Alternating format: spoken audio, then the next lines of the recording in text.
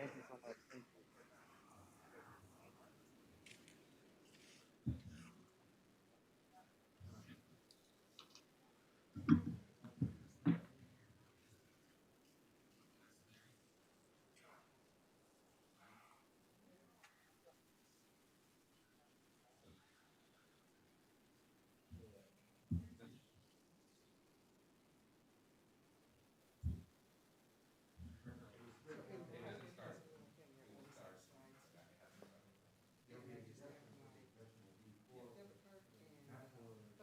they got everything set up. I want you to know that I forgot my glasses, so I have to wear my prescription sunglasses. Oh, I just thought you were looking cool. I'm gonna take this off. You know, there's no quorum. Yeah, I see that.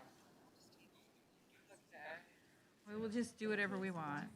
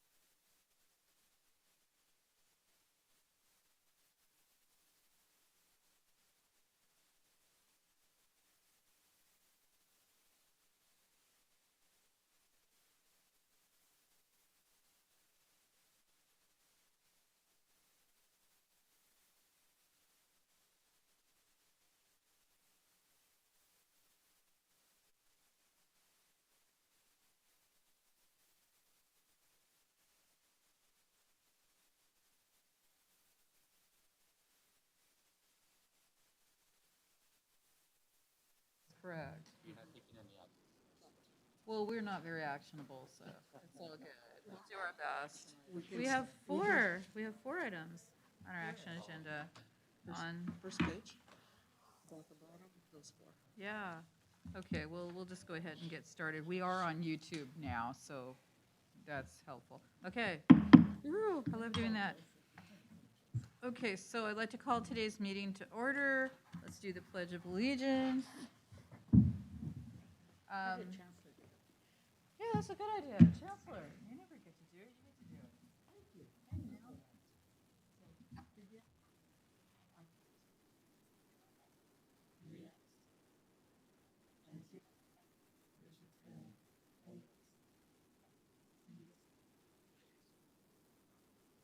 Thank you very much. All righty. I am to read something into the minutes, and so I shall. The San Bernardino Community College Board of Trustees offers an opportunity for the public to address the board on any agenda item prior to or during the board's consideration of that item. Comments must be limited to 5 minutes per speaker and 20 minutes per topic if there is more than one speaker. At the conclusion of public comment, the board may ask staff to review a matter or may ask that that matter be put on a future agenda. As a matter of law, members of the board may not discuss or take actions on matters raised during public comment unless the matters are properly noticed for discussion or action in open session. Anyone who requires a disability-related modification or accommodation in order to participate in the public meeting should contact the Chancellor's office at 909-388-6901 as far in advance of the board meeting as possible. All right, so moving on to public comments on agenda and non-agendized items. Are there any slips? Okay, so no comments. Next item is final budget review. Executive Vice Chancellor Torres, would you like to begin a presentation? Thank you, sir.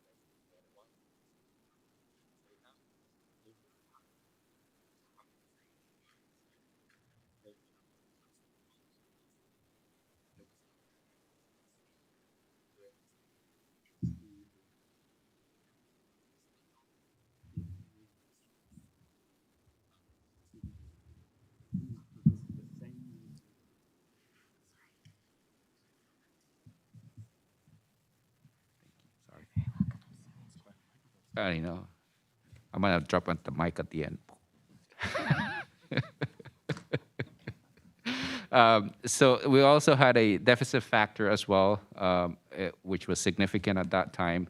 There were no immediate cuts, as you remember, but we also had at $1.5 billion in deferrals, which translated to over $30 million for us. So that's kind of where we're coming from. So we didn't know what to expect in 21, 22. So moving forward and looking forward to fiscal year 21, we have 3 updates for you, one from the state perspective, one from the community college perspective, and then also how does that translate to us? How is that going to affect us more than anything? And as we move to this presentation, please feel free to stop me at any time and ask questions, provide comments, whatever it is that you need to do. This is for you to have a conversation more than anything. So just feel free to stop the conversation at any time. So from the state perspective, one of the things that happened was that the revenues were significantly higher than they were originally projecting. They didn't expect, if you recall in 2021, they were talking about different ways the economy was going to recover. They were talking about a U-shape, a V-shape, a check mark, you name it, all kinds of different ways of recovering from that economic downturn. So they were very, the revenues that they forecasted came out to be a lot larger than what they thought was going to happen. So the proposed budget, or the final budget that was approved, it reflected expenditures of $263 billion, including $196 billion in the general fund. The enacted budget included the corrections that would happen, from last year, and also, as I said, the deficit that happened last year as well, and also focus on investments of putting money aside more than anything. They want to make sure that whenever this happens again, and if it happens again, that we're more prepared as a state more than anything. So they set aside some monies, and you'll see on the screen 4 different bullet points. Depositing money to the budget stabilization account, also known as the rainy day fund. You heard of that. That's one of the things that helped us in last year as well to mitigate some of the cuts that were coming our way. They also setting aside money to the public school stabilization system and stabilization account, to the safety net reserves, and the special fund for economic uncertainties. So they're focusing from the state perspective, let's save some money so that we can protect ourselves in any future economic downturns, so that we're able to respond better if it happens again. So what is that meant for the community colleges? Larry, you want to talk about this? Yeah, okay. Sure, it means some good things for the community colleges. We got $3.5 billion higher for the entire system than we had in fiscal year 21. Some of the good things that happened are they're paying the deferrals back, and that's fantastic. You'll recall that in fiscal year 21, the state had deferrals, meaning that they essentially wrote us IOUs for about $32 million for SBCCD. Fortunately, because of the strong financial practices from the board, we were able to weather that. But finally, now they're going to actually give us the money back, and that's really fantastic news. There's some additional investments, as it mentions there, but a lot of those are one-time. Regarding Proposition 98, it's really pretty much the same percentage as in the prior years of 10.93. That's our piece of the pie. And then great news is the COLA 5.07. And that is something that was really helpful in balancing the budget this year. And that 5.07 actually matches what K-12 got, and we were excited about that. So that's it. Just something to mention as well with the one-time, and you hear this, there was a lot of conversation in the one-time. There's a lot of money, but the state didn't want to, commit to long-term expenditures. If you see, the categoricals that exist or the programs that were created, there were a lot of those, and they provided additional funds for those type of programs, or they created new programs. But there are a lot of one-time funds available. We were recipient of some of them, and some other ones we were not. But again, a lot of one-time investments to make sure that they don't commit to long-term funding towards us. Yes.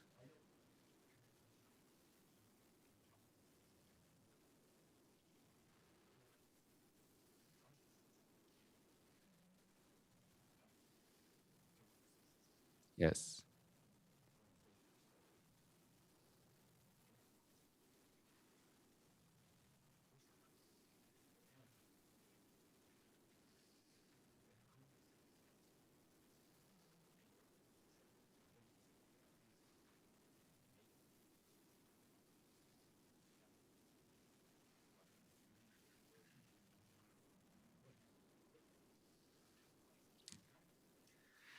It was.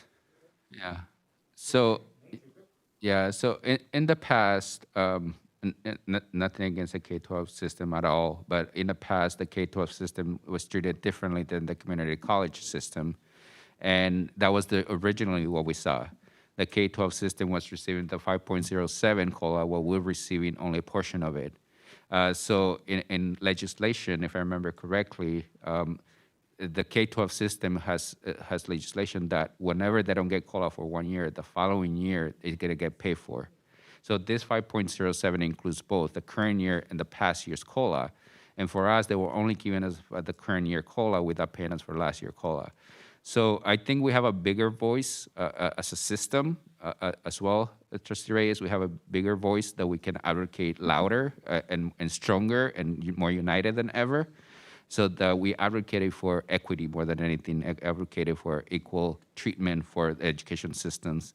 As you know, one of the things that we have always advocated is give us more funding because we're the lowest funded system in entire California. So this is something that has taken off and we continue to do. I think as a district, we do a really good job of advocating as well on our behalf and on behalf of our students. So I think that helps as well as a district. We have a leadership role when it comes to advocacy as well.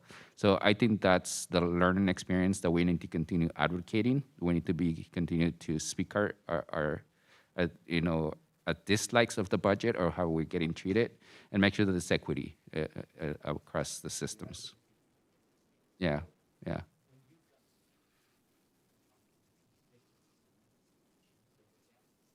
Mm-hmm. Yeah. Mm-hmm. Yes.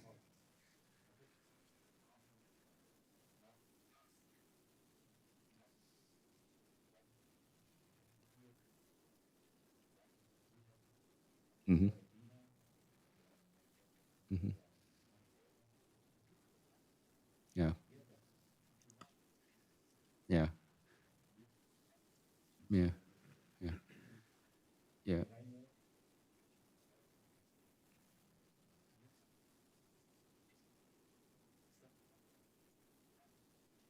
Mm-hmm. Mm-hmm. Yeah. Yeah, yeah, thank you. And you were, all witnesses of the, advocacy that we did even together with the with Riverside Community College District as well. So the message was the same for our legislators. It was the same from both districts. So I think that sends a bigger message and a louder message as well, more than anything.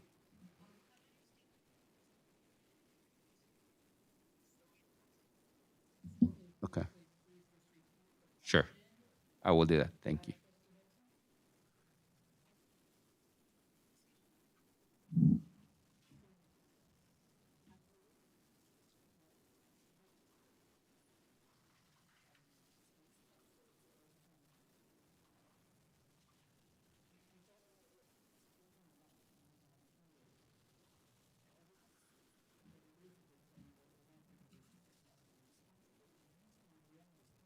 Hmm.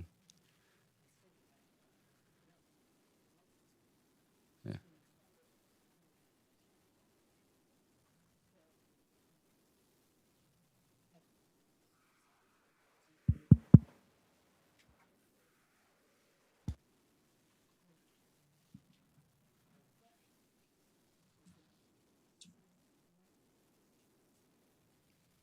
So the question, to repeat for those that are listening online, was regarding the whole harmless, that it has been extended for an additional year, and how is that going to affect us moving forward, and how are they going to determine the funding in the future years? if eventually we're going to pay back for that or not. Yeah, okay. So we do have some talking points on that as well, but I'll answer it now. So the whole harmless now has been extended to 23-24. So we have a few years left on the whole harmless. I can tell you as a district right now, it has benefited us because I think all the districts are getting benefited from the whole harmless because of the decrease in enrollment that we experience statewide.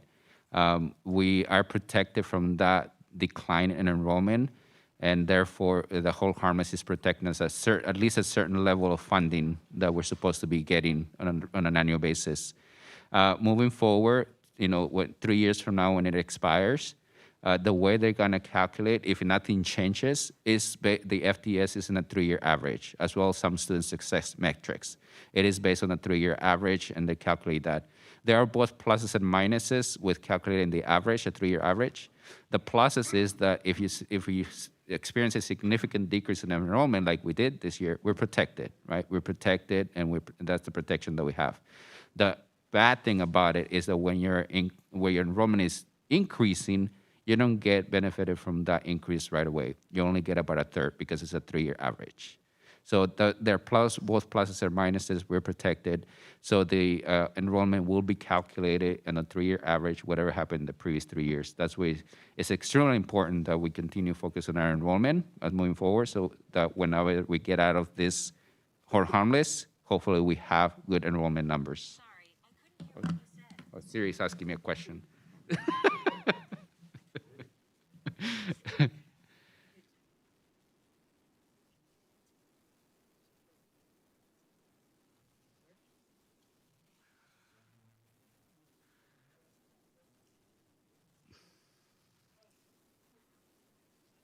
Inform.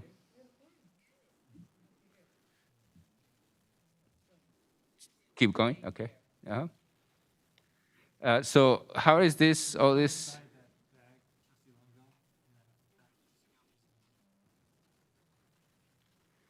So how is this going to affect our district as we move forward?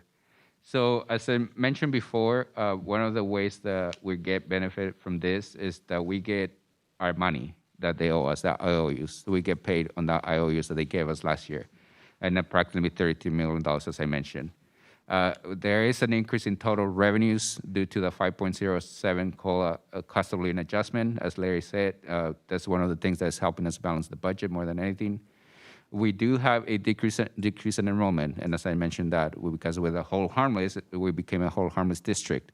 We are protected because of that, but at certain levels still. We still get affected because of its 3-year average, but it's protecting us a little bit, at least for the next few years. There is, for the current year that we're in already, there is an increase in total expenditures due to a hiring of high priority positions and the expense of reopening the campuses. When we build the budget with the intent that we were going to be fully reopened. So the expenditures that are in there are with that in mind. There is one-time adjustment to the fund balance due to the classification implementation. So as you might recollect, a few years back, we embarked into this journey of placing our salaries for all classification at medium. So we have done the work over the number of years, and this is the last step for us to get there. So it's a great accomplishment that we're there. We're at median. This is the last step, hopefully, and we wanted to be a few years back. If you recollect as well, we were projecting deficit spending for the next few years as well. And we don't have deficit spending as we go through the number of years. You'll see some revenues that we're bringing in, but we don't have deficit spending, so we're actually coming out of this sooner than what we thought we were going to be in deficit spending as well.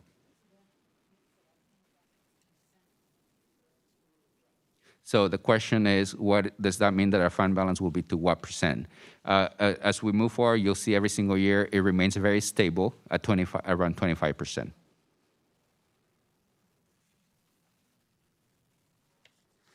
So for the future years, going further on that question, we're using COLA estimates from the school services consulting firm that works for all of us, including K-12s. They forecast COLAs every year, so that's what we're using. We are estimating about a 1% revenue shortfall. As you know, we talked about this every year. How much does the state owe us, but they really can't afford to pay us all. So we're estimated at about 1%, which is about $1 million or so on an annual basis. That's what we're estimating. We are using, as you might recollect from the FCC, there is a legal reimbursement, about $2 million that we still haven't brought it in because we haven't had the need. So we think we're gonna need it in fiscal year 22-23. So we're bringing a portion of it in that year. And then we also, you might recollect, there was a set aside for Crafton, set aside for Valley, and set aside for the DSO as well. It was about $1 million. It was $1 million, so we're bringing that portion in fiscal year 23-24 to help balance the budget. And then in fiscal year 24-25, we, as you know, we have been speaking about this for quite a while, that we're gonna begin using the investment property earnings beginning in fiscal year 24-25. So that's what we're projecting for future years. But with these revenues in mind that we're bringing in, the fund balance will remain stable at 25%. Every single year is balanced, as you see in the spreadsheets that are attached to your material. Every year is balanced. We remain very consistent in the fund balance, which is something that we wanted to achieve: consistency, not fluctuations, at 25%. And that's kind of what it looks like moving forward. The overall budget, I think this is something that you've always been interested about. Again, we have annual excess every year. We have a balanced budget every year moving forward. The fund balance remains at approximately 25%, as I said. And this is something, the third piece, that's something that I always wanted to know. So we put this information in there as per your request for previous years. What is the approximately percentage of salaries and benefits compared to total expenditures by fiscal year? And it remains pretty consistent. Last year was an anomaly, so we couldn't put that in that it was different. But moving forward, it's pretty consistent. It remains pretty stable as well. For Valley, it's about 88%. For Crafton, 92%. And we talked about Crafton as well in the past, right? 73% is for DSO. And I say district, we are 86% when you compare salaries and benefits to the entire total expenditures.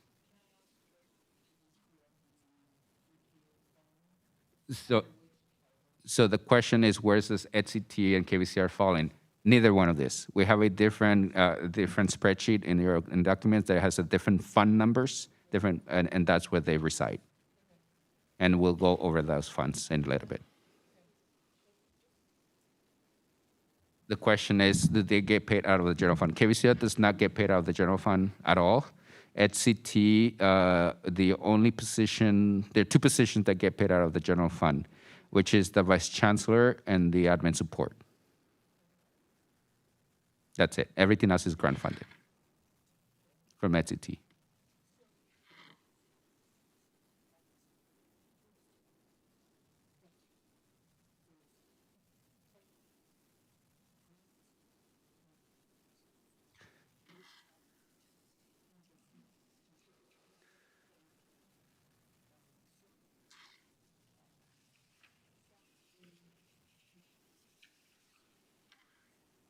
So the question is, wants to make sure that she understands that KVCR is not supported by the general fund when it comes to personnel, facilities, different things.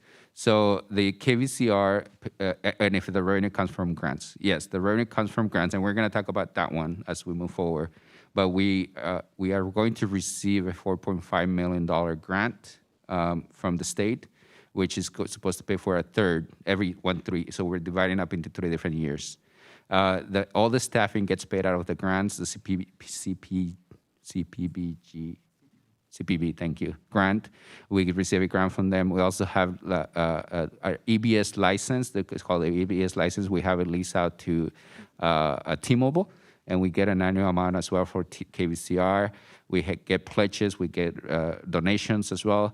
With all those different things, it pays for the staffing, it pays for the operation costs of KVCR. However, there are indirect costs that get paid for by Valley. For example, utilities, some maintenance, water, some utilities, certain things, maintenance on the building. There's certain things that get paid for by the district, but they're we call them indirect costs.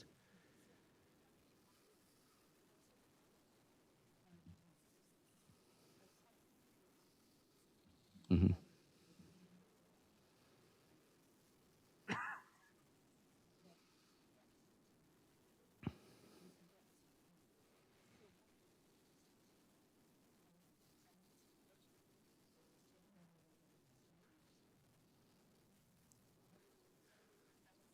So the question is, in the years prior, KVCR was in a deficit spending. How do we cover the deficit spending? KVCR had a fund balance that was able to cover all of the years. It was able to cover all of the years, but it was getting pretty close to exhausting the fund balance that they had. In the past, also, I want to say maybe 3 years ago, that's when the general fund stopped contributing. But prior to that, the general fund was contributing on an annual basis. It was contributing $1 million, $500,000, different amounts every single year. So prior to 3 years ago, the general fund was contributing. Correct. That is correct. Yes. Yes.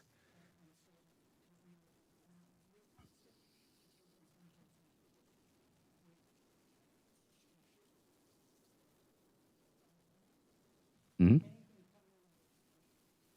Mm-hmm. Yes.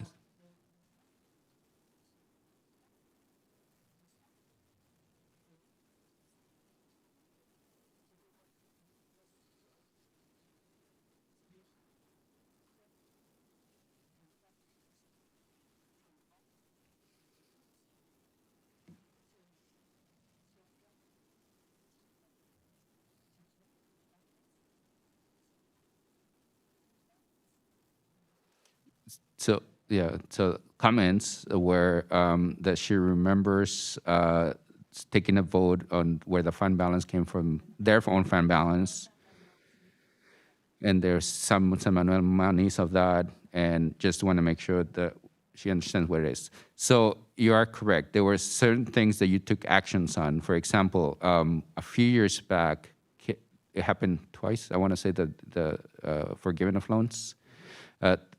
KVCR had loans from the unrestricted general fund in the old days. You took action to forgive those 2 loans. There were significant amounts of money when it comes to that. That was part of what became their fund balance as well. There was also contributions from the general fund at that point. Then with the FCC, you approved $5 million to go to them. So all these different types of monies accumulated in the fund balance. So when they were these 3 years, when they were running a deficit, we were not contributing anything from the general fund. So they were using the fund balance. So the comments that we have made before, that in 2 years they're going to exhaust the fund balance, and we're going to have to make a decision what to do with that. So that's when the conversation took place as to what are we going to do in 2 years or 3 years when they finish the fund balance. Are we going to use the general fund again or not? And that was the comments that we had in the past. So, but we're going to talk about KVCR a little bit more so you can see what do they look like. They have a balanced budget. I guess that's the summary. Mm-hmm. Yeah.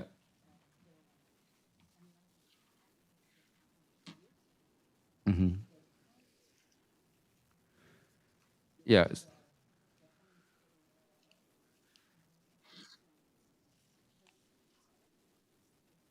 It's holding its own for the next, yes, and our goal is for KVCR to hold its own for the next 5 years, so that can really. So the question was, can we say when we go in public about KVCR? Can we say that they're holding their own? That was a question.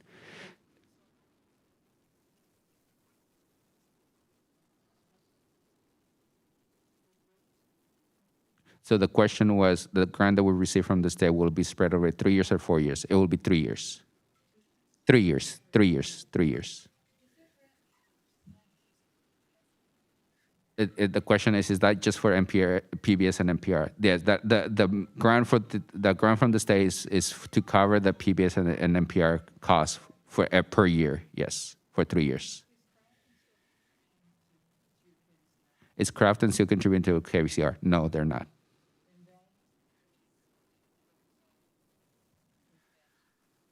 And Valley is contributing in what way? Yes, the venue, the indirect costs, the facilities that happen there.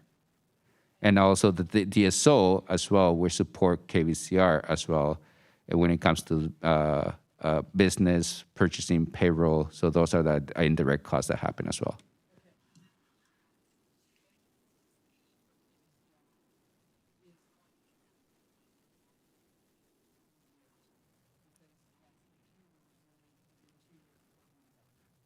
So the budget, the question comment is, the budget that we're going to see is under value? Under valley. At the, at the end of the 2 years when it's under valley. So right now, the budget that you're going to see is for 1 year only, which is the current year. And it's not under valley yet. It's in its own, separate. Yes.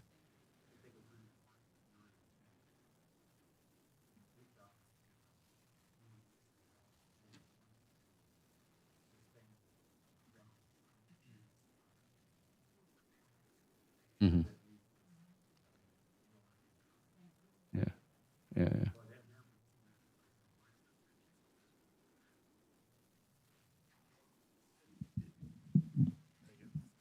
It's not so much a question. I want to clarify that neither Crafton nor Valley are contributing to the support directly for the support, but at the same time, while KVCR is operating now with the grant in the positive, they're also not being assessed for district services like Crafton and Valley College. So in an indirect way, we are continuing to support KVCR because we are paying in a higher assessment because KVCR is unable to pay that assessment. So we get assessed close to 20% of our operating our revenues, and part of that goes through district services to support KVCR. So it's not, I just wanted to point that out, it's not entirely accurate that we're not supporting KVCR. We are through an assessment to support district services, which in turn support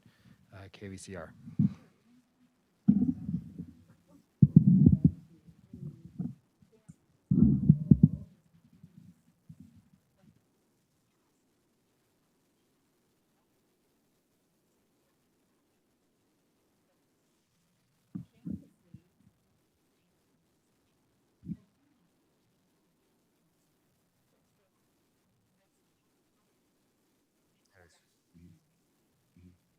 So the comments were, it's hard to see. We understand HR and payroll and all other services are district-wide and provide services across, but it's hard to, I'm paraphrasing, swallow this when we see no benefit from KVCR back to the district, to our students, more than anything. I'm paraphrasing, yes. Yeah.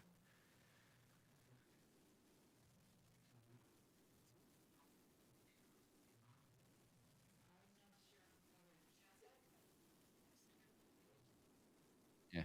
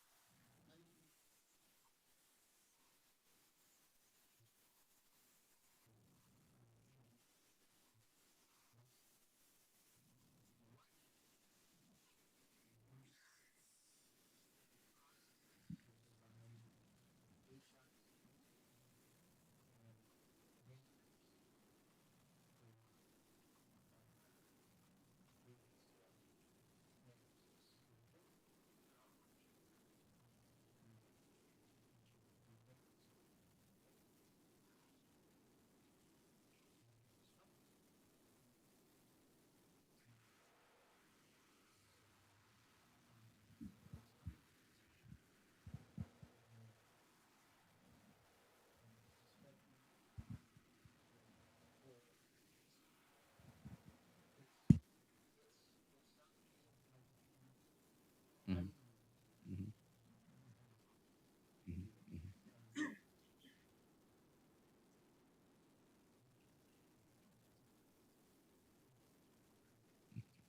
So the question is, if there's an amount that we have calculated of those indirect costs, of how much it's costing to support KVCR. We don't have it in this presentation, but we have it ready, and we'll send it through to you via our chancellor, and we'll make sure that you get it. Mhm.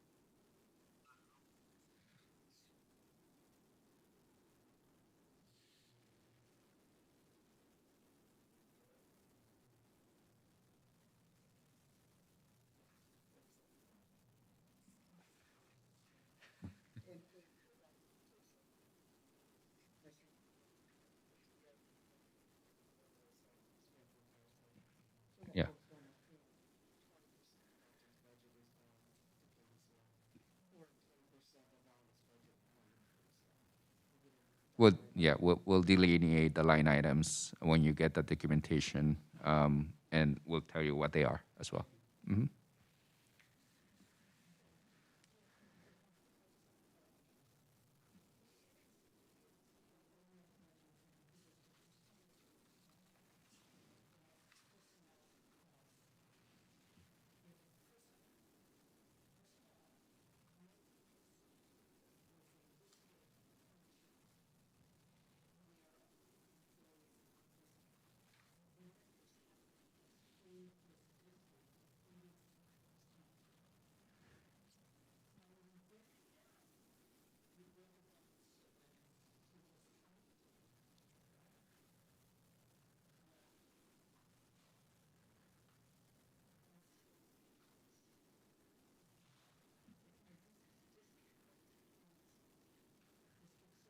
District Support Operations.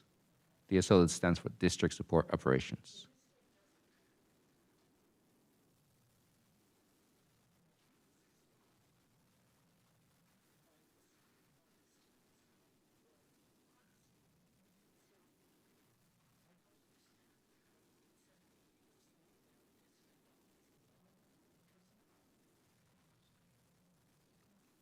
So the question, yeah.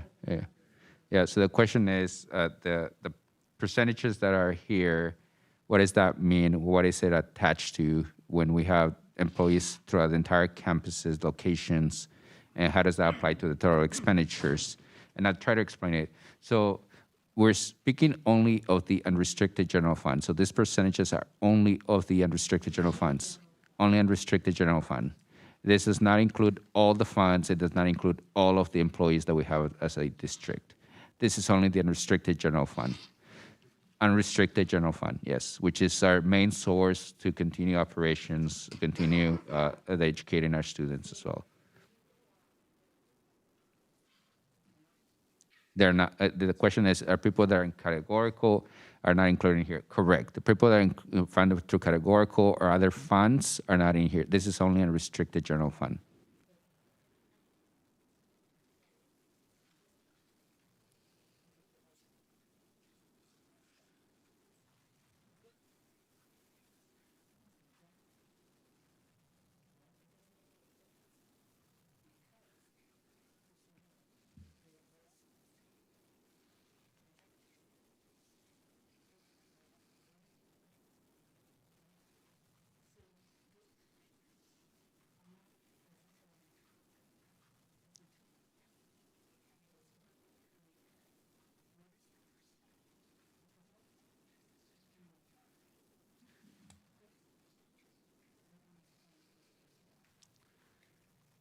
So the yeah, calculate.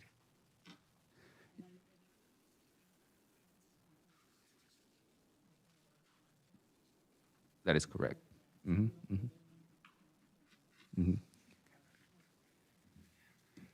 Yeah, yeah.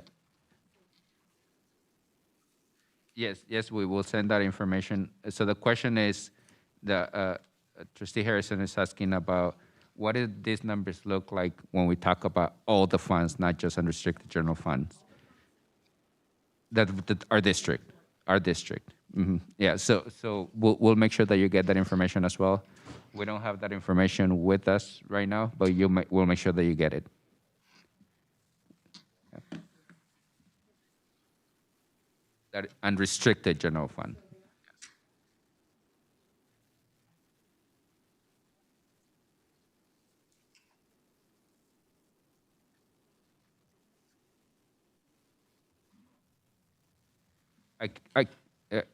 So the question is, they're not going to make a difference.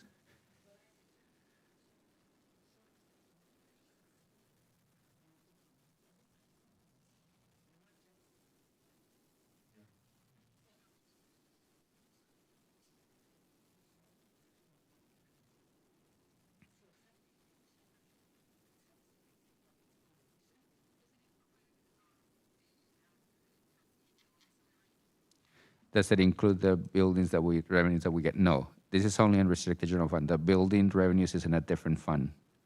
Maybe if we go through the funds, maybe that will help clarify a little bit. Yeah, if you don't mind. So can we put the materials back on the screen, please? The board materials, if you don't mind. And scroll through the last few pages so we can see it on the screen. I think it's like higher, more.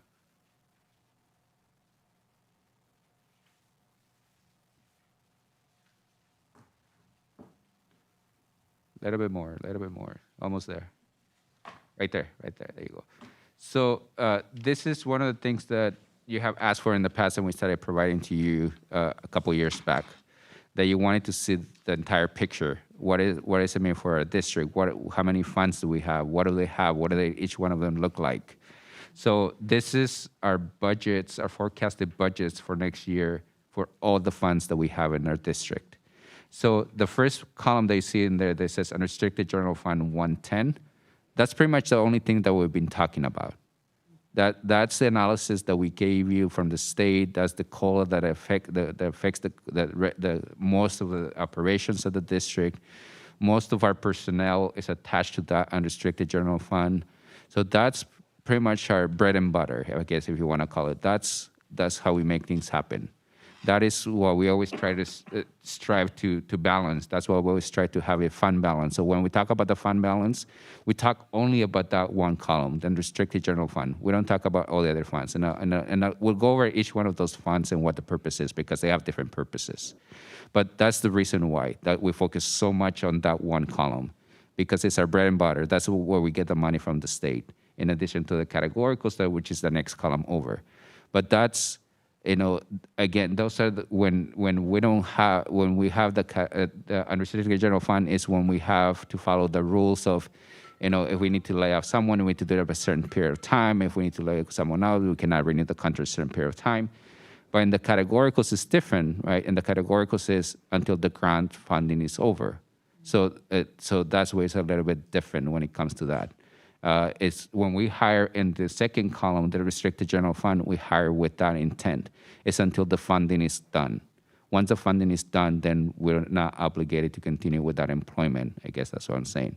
So that's the difference between the two. The restricted general fund is all the grants that we get. HCT, you talk about HCT, you asked a question about HCT.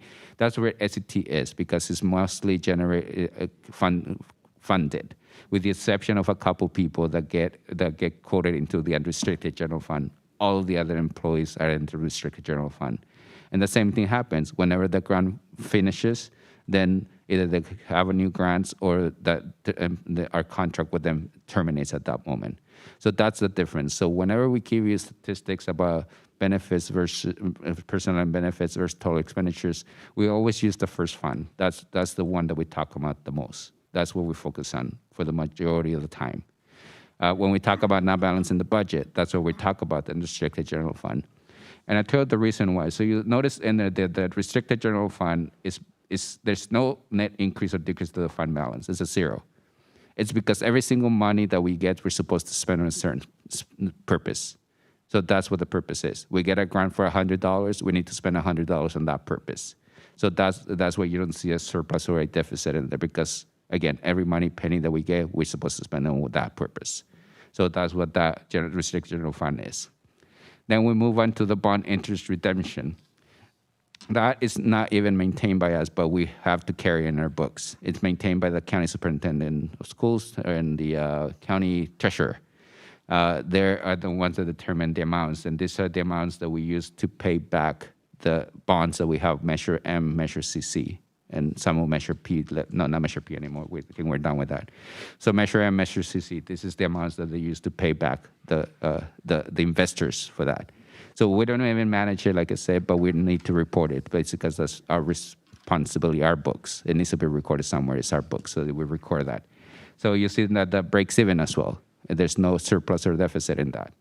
The next one is the child development. Again, that one is a grant funded. We have a child development at Crafton. We have a child development at Valley. They're both funded differently.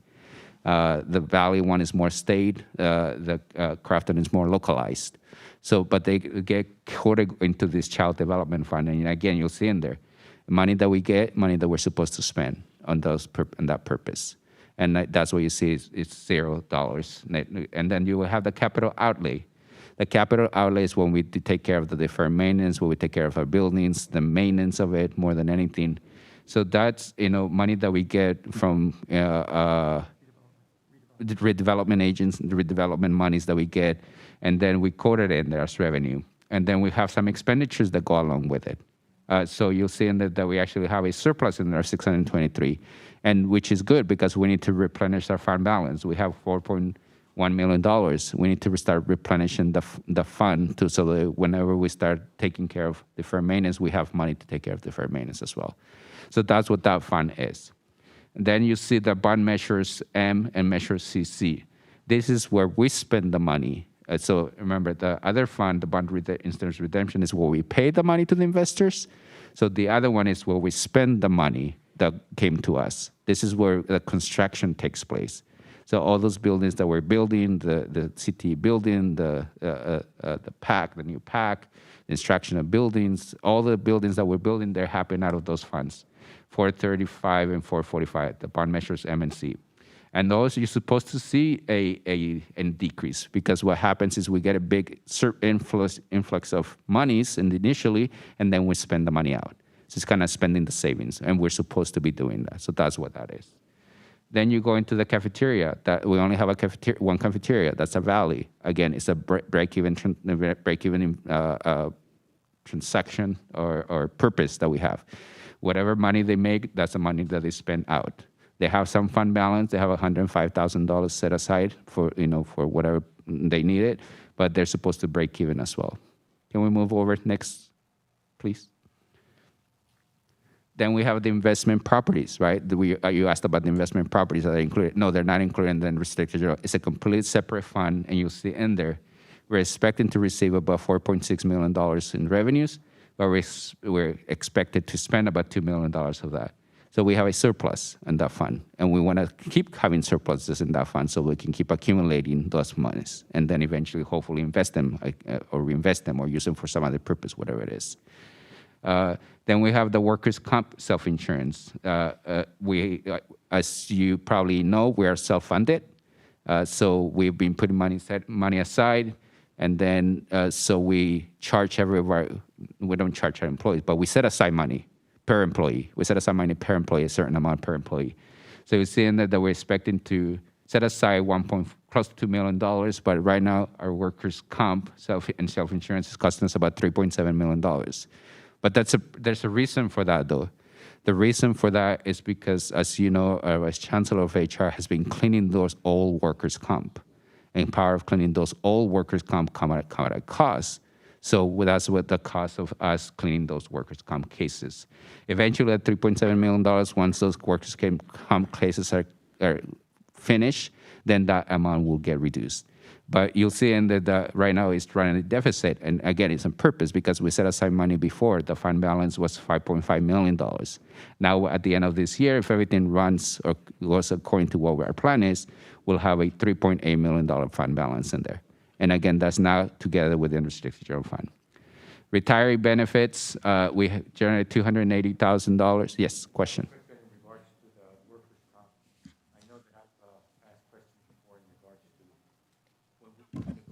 When we talk to companies that are dealing with that, Christine, because that's your area, are we getting the best deal? It's on Trustee Reyes, you just can't hear it in here. Oh. But the vote's online. Oh, okay. Are we getting the best deal and that we're negotiating with not only this particular company, but another company? We want to be able to save as much money so that we can, but we also have to make sure that we have enough money to cover what we believe are going to be estimated, cases. So I think they heard the question online? Yes. Okay, good. Okay, so the answer to your question, Trustee Ray, is yes, we are doing the due diligence. We actually, last year, the past few months, you approved us to moving from one carrier to another carrier, workers' comp. We're still self-funded, but the expectation was that we were going to save about $500,000. That's when we presented the board item. We'll continue evaluating that. I asked our business manager, Steve Torres, to keep looking into it this year. And I know he's working with HR to make sure that we're always doing the analysis and to always make sure that we get our best money worth. Yes. The retiree benefits and the, you don't see it here. So that is for our OPIB. That's, as you know, we offer health benefits. We offer health benefits for the retirees after a certain number of service years. So that's what that is for. So we generate revenues, we set aside money per employee, and then we pay for those bills as well. So again, that's a break even, but we still have a fund balance in there. Just in case we ever need the fund balance, we'll use the fund balance as well. But it's specifically for retiree costs, other post-employment benefits. Associated students, student representation, student body, financial aid, scholarships. We are agents, meaning we don't manage it. Someone else manages it, so we just get the money. They're in and outs monies. That's pretty much what it is. We're agents. That's who we are. Can we scroll to the next page, please? OPIB is the other one. It's the trust that you set aside a while back, many years ago, about 7 years ago, that we fully funded our trust, our retirement. Again, it kind of goes together with the other fund that I talked about. It also pays for, the retiree benefits, but this is the funds that we set aside to pay for future costs of the retirees as well, and the past costs as well. The PARS trust, I think you know about that one. That's when you set aside the funds from the FCC and that investment, and you'll see that in there that we expected to receive for close to $5 million. And we're expected to spend about 3.5 of that. So our fund balance continues to grow. Within that money, we talked about in the restricted general fund that we're going to bring in the reimbursement for the FCC. So as part of that, et cetera, different things that are in there as well. But that's what that fund is. Student Club and Trust, again, we're an agency. The students manage that together with the director at the campus as well. KVCR, FNX, and Inland Future Foundations, they're broken down into three, but you can look at them in one way, because they all serve the purpose of helping KVCR with the operations, all three of them. KVCR, FNX, and Inland Future Foundations. That's the only purpose of Inland Future Foundations. So you'll see in there towards the bottom, net increase, decrease of the fund balance, KVCR has a surplus of $681,000, right? And then FNX has a surplus of $16,000. And then Inland Future Foundations breaks even. But look at the next line. And this is one of the things that we wanted to make sure that we brought up. And it goes back to the previous comments, right? Where is it going to come from, okay? So you'll see in there that KVCR has a beginning fund balance of 754. But FNX has a deficit fund balance of 717. And Inland Future Foundation of 302. When you combine those three, KVCR really has about 400,000 fund balance when you combine those three. And that's the comments that we said in the past. If we don't do anything, we're going to run out of money at KVCR, and we need to come from somewhere. Is it going to come from the first column that we saw, the Restricted General Fund, or where is it going to come from? Because we were not generating enough revenues to cover our expenses. Now, several things that we have done with Tony, who's here, and Larry, they have really looked into the budget and start really scraping off a lot of different things and really become very efficient when it comes to running the operation of KVCR. That's one of the things that they have done. So that's one of the results why you see a surplus. The other big reason why we have a surplus is because of the state grant. So within that that 1.36 million that you see there in the KVCR, it's about the majority of it, except 30,000, you can say all of it, is from the state. So if that grant is not there, then we will have a deficit. Yeah. We will have a deficit. So the grant is, can I have the mic? But again, thank you. The grant is for NPR and PBS, Correct. not paying for anything else. The grant not is paying for staff or anything like that. that is correct. So the grant, the $1.3 million, you see it reflected in revenues because that's what we're supposed to reflect it as revenues. The expenditures associated with that, you'll see that on other expenses and services. You see that $2.2 million. So it covers that portion of that, the $2.2 million. Okay. Yes. So, but it is to pay for NPR and PBS. That is correct. Right. Solely for those purposes. So Solely for those purposes. solely for Solely for those those It is a purposes. grant for It that. is a grant for and PBS not and for NPR. staff, It's not for the staff. person that presses the button for the PBS No, to it is go not. on. It's only for NPR and PBS content. Yeah. That is correct. Okay. So if we didn't have that, they'd be in quite a wreck. If we didn't have that, the 681,000 will be a 700,000 deficit. Yeah. Yes. Yeah. So, okay. All right. Yes. And that's the concerns that we expressed in the past, right? When they don't have a fund balance anymore between the three of them, and if we have a 700,000 deficit, where is that money going to come from? That's the question that we've always been asking. This grant that came for 3 years is going to help us stabilize KVCR. So that's one of the things that we've been working with Larry and Tony. Let's create a forecast, which you will see pretty soon. We're creating a 5-year forecast. Now that we have this grant, a 3-year grant, and now that we know all the revenues, now that we clean the expenditures, now that it's very streamlined when the KVCR operations, let's see what is it going to look like for the next 5 years. So that's what we're going to present to you in the future, the 5 years. And that's going to include options for students at KVCR. That is correct. Thank That will include options for students to be in KVCR. Yes. Yeah. Valued at a higher level. Yeah. We used to have one of the best programs with the students at telecommunications. So we sold that at the state because of that. So Yeah. please, let's do that because we've always done what we said we were going to do when it comes to the grants. Yes. So, I learned a lot about KVCR in the past 2 years, 18 months, that I've been working a lot with Larry and Tony, and previously Wilfredo as well. Learned a lot. And it's not a secret for them hearing me say this, but I found out 3 different things that happened at KVCR, and I think you have heard me saying. One of them is we're not balancing the budget. That was the first and not most important. We need to balance the budget. Second one is what is the involvement of KVCR, which I heard it right now as well, which is the involvement of KVCR with SBCCD, meaning are we telling the story of our colleges? Are we telling the story of our students? Are students involved at KVCR or not? So that was the other issue that I saw with KVCR. And then the third issue that I saw is what is our role in the community? What's the role of the local community for KVCR? When we have tremendous stories out there, I think I shared this with you. Whenever you go anywhere, someone has gone to Valley, someone has gone to Crafton. There are millions of stories. We have great leadership, even within our district, right? We have great leadership. We have great stories to tell, great successes, and we're not telling the story within our own TV and radio station. So we need to be more focused within our community and really start telling the stories.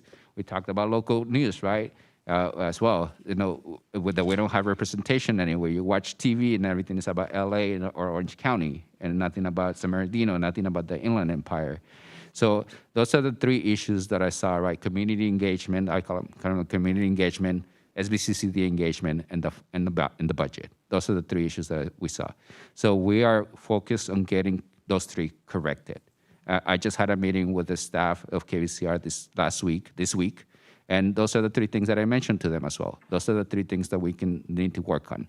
And students are of the most important. They need to be there. That is not negotiable. Good. So the budget that we're seeing for that, it's all tying to the plan that you guys have been working on, Yes. right? Okay. Yeah. So when we see the plan, it relates to the budget. It talks about bringing in the students. It talks about all the things they're going to be doing. Correct. Good. And one of the goals that we're setting ourselves is to do a little bit of fundraising, which we're working on already, to bring paid internships, not just students coming to a lab, but also pay for internships as well. Good. So it's both. Lucas, faculty, Valley has been meeting with Tony on a monthly basis. They have created connections already. They're thinking about different ways to bring students to KVCR.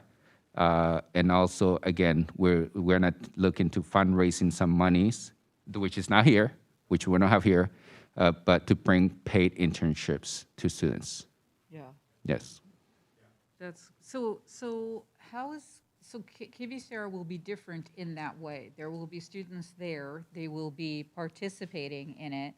The budget will look different. And this is all gonna be in the plan. When are we getting the plan? When are we getting the When plan? was that plan? Yes. Gonna get here? So right now, last month you approved the executive director position. Yes. We're gonna create the job announcement. We're gonna, and then our vice chancellor is gonna help us recruit for that position. We're waiting for that person to come in. So once the person gets here, I will work with that person to make sure that we could develop a plan, that something that you asked for, which included community engagement as well. If you recollect, you wanted community engagement. You wanted to know what the community wants, what our employees think as well. You wanted us to check with them as well. So in order to accomplish that, we need to have the leadership of KVCR in place, which is that one person, at least in the beginning. So we're gonna run pretty fast on this recruitment. Once that person comes in, that will be the first priority, and we'll give you a timeline to make sure that we keep a timeline for that. Okay, so, we're hiring somebody to write the plan? We're hiring someone to run it, but no. No. Okay, So that's what I heard, so no, help me sorry, no. understand better, yeah. No. So the plan will include community engagement, will include engagement with the staff, and include creating goals as well as to what our KVCR are going to do. When are we going to bring students as well? What is the timeline to bring students? How are we going to fund that as well? Right? So there's a lot of different aspects that go into this plan. That it's not just writing the plan. It's also working on the details that go into the plan, creating the connections with the faculty, creating the grants. When are you going to raise the funds for the students as well? So there's many different aspects that go into this plan that we want to make sure that we present you a very comprehensive plan with timelines and goals that you can hold us accountable to. We just don't want to give you a plan that this is what we think is going to happen. We want to have specific goals that when are you going to fundraise the money, by when, who's going to fundraise the money, et cetera, which is something that I heard from you as well, that you want us to hold our staff accountable for fundraising funds as well.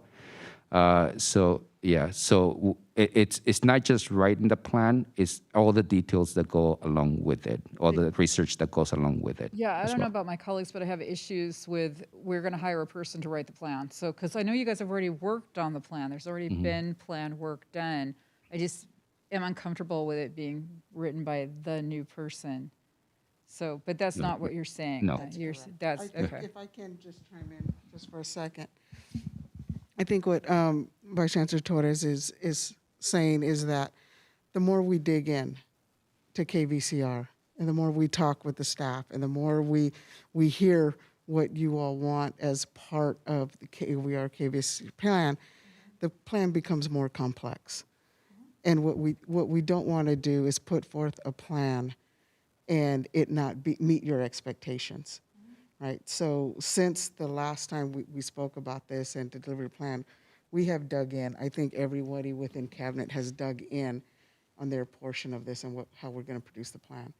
And we're finding more and more nuances that we need to consider. So it's taking a bit more time than even we want it to do. So I'm hoping that the board will give us a bit more time so that we can bring together a comprehensive plan that we can all stand behind and that we know will work. And that we also do the community engagement so that they're behind us as well. And we have a thriving program that will meet all of the district's needs. So.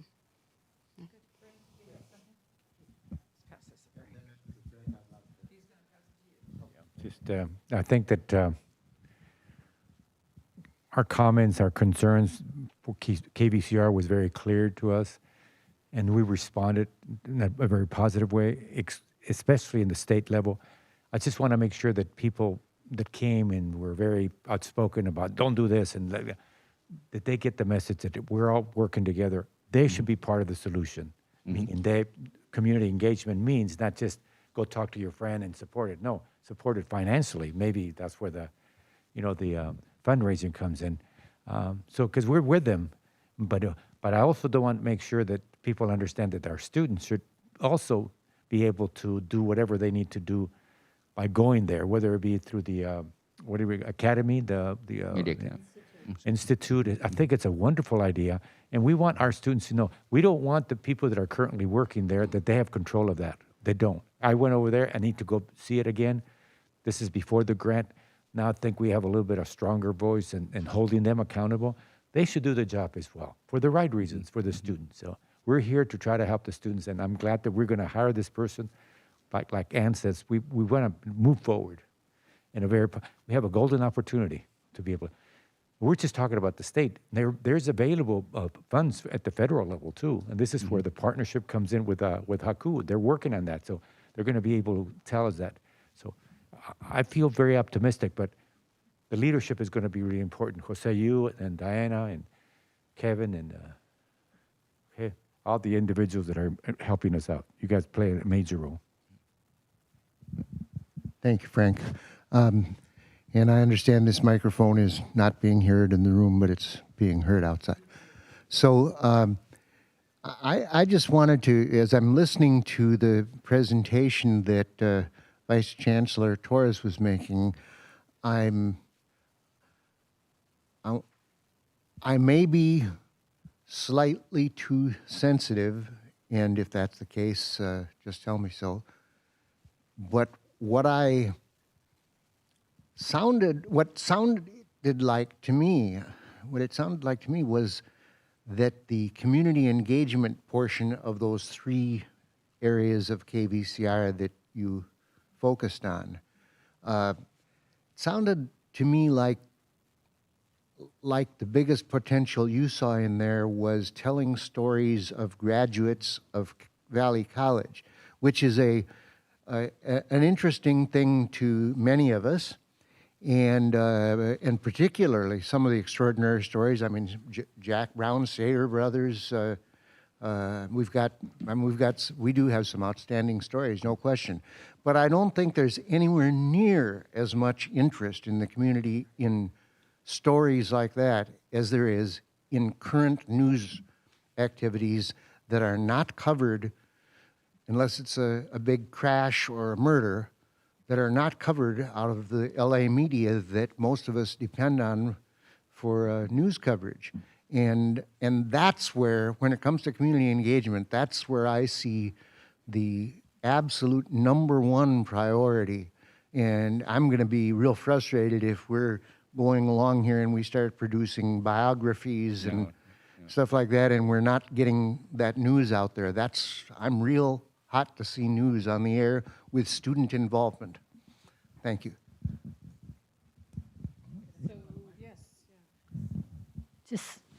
I just want to find out what it is that is projected for FNX, because obviously we're not getting the funding for it. The revenues? In a deficit, is it in the plan? Is it being even? It's too early for the plan, probably. Is it in the discussion to put that as a part of KVCR? I mean, we've always treated it as if it were a separate entity. Yep. And so I am concerned. And I also, I have gone through this cycle with KVCR over and over and over, and been told over and over that we got the right person this time. And we have now gone through at least 5 right people. And this kind of endeavor really requires those people who are in fundraising and outreach and all of that. It takes more than one person to do that. It really does, to put that kind of responsibility to manage a station, which is entirely different from managing a department or anything else. It really is. Programming and all of that kind of stuff. And then bringing in, and I agree with you, by the way, that the thing that makes us a little bit different, besides the national issues and the statewide issues that they discuss, is local news. And not the accidents and not the murders and all of that, but actual news that happens in our community. So I am concerned that we have found the right person again, and expect a huge amount of stuff from this one person. Yeah. So I'm hoping that the plan is more inclusive of other people participating in order for it to be successful. Yep. And I'm curious about FNX. And that inclusiveness that we spoke of, that inclusiveness that we spoke of, that Trustee Longville mentioned here, also engaging other folks of the community that Trustee Reyes said, and also Trustee Harrison, takes time. Takes time to do that. We are hopeful that we have a plan that meets your standards, meets our standards by June. We're going to push for March if we can, but also understand that we're also working through trying to gather people and get them engaged during the pandemic. So sometimes that delays some of our appointments, some of our meetings, our gathering times, and so on. So that is our, I'm going to say, our soft timeline right now. We're hopeful that we will be able to have something in March, but we are also making plans that if we have delays, to deliver in June. So can I ask, so we're going to get a plan no later than June 22, and which is a long time. How's that going to affect the budget? Because we're talking about budget, and we just got into KVCR, Correct. but it's, Correct. Budget. certainly a big part of it, and it's an important part of it. So I want to wrap my head around this properly. That plan will be reflected in the budget that we have for that year, or? The plan will have the budget for the current year and also projections for the next several years. Because it would not be wise of us just to plan year by year. We need to do some long-term projections to do that. So the plan will include several years of budget. Okay. And that is what we have.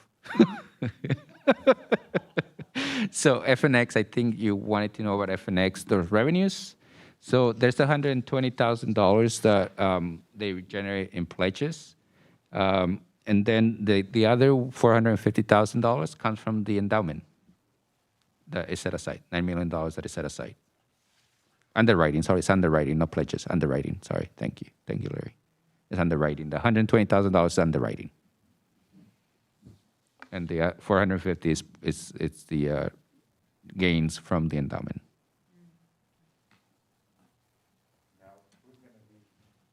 I know that they indicated when I spoke with Ken,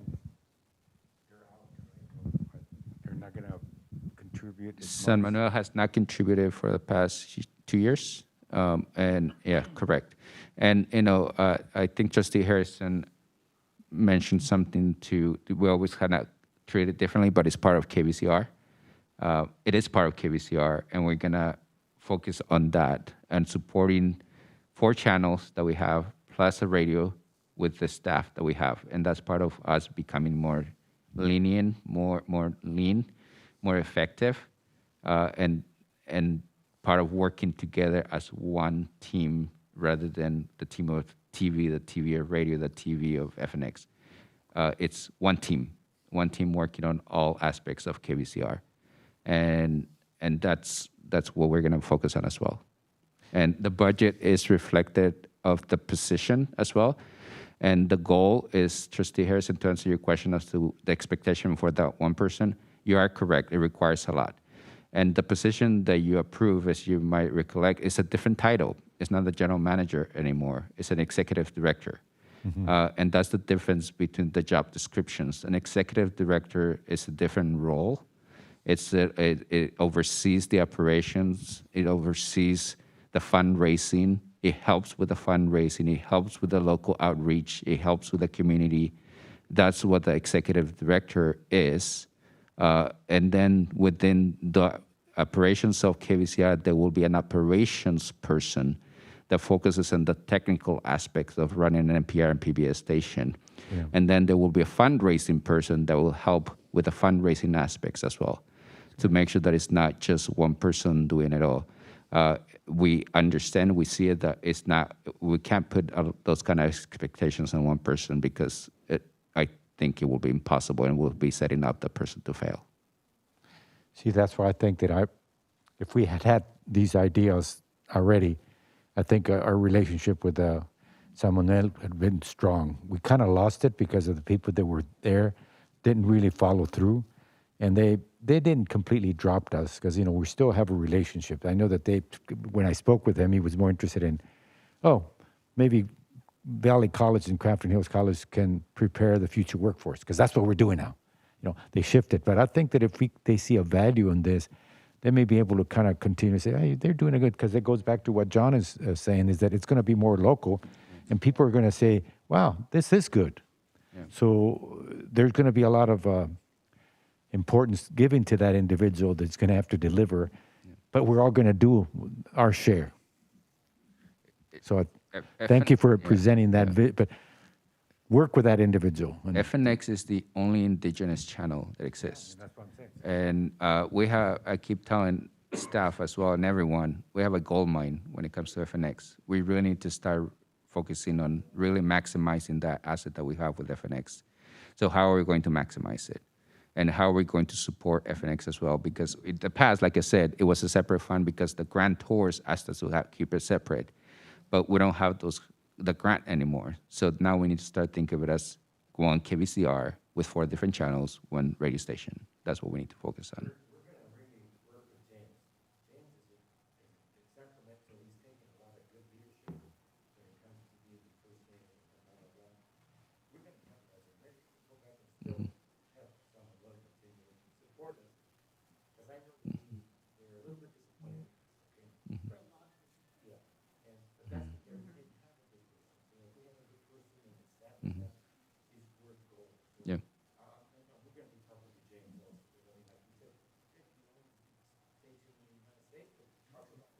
Mm-hmm. Mm-hmm.